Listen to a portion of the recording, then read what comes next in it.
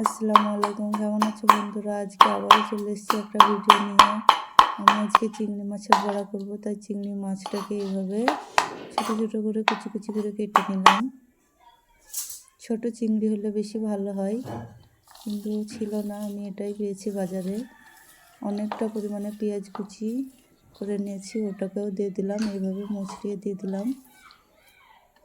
ধনেপাতা কুচি, মরিচ কুচি, কাঁচা মরিচ দিতে হবে অনেকটা পরিমাণে, যে যেরকম ঝাল খেতে পছন্দ করো সেই পরিমাণে দিবে। হলুদ গুঁড়ো, মরিচ গুঁড়ো দিয়ে দিলাম, জিরের গুঁড়ো দিয়ে দিলাম, চালের গুঁড়ো 1 চামচ মতো দিলাম, আর বেসন দিলাম। এটাকে সুন্দর মতো মাখিয়ে নেব।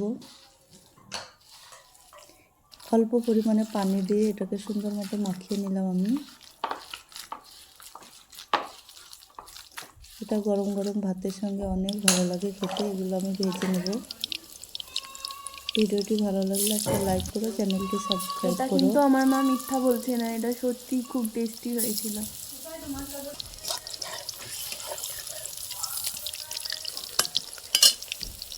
উল্টে পাল্টে এগুলোকে আমি ভেজে নিলাম লাল লাল করে। দেখো কত সুন্দর হয়েছে বড়াগুলো আমার। এভাবে তোমরাও করে দেখবে, অনেক খেতে ভালো হয়।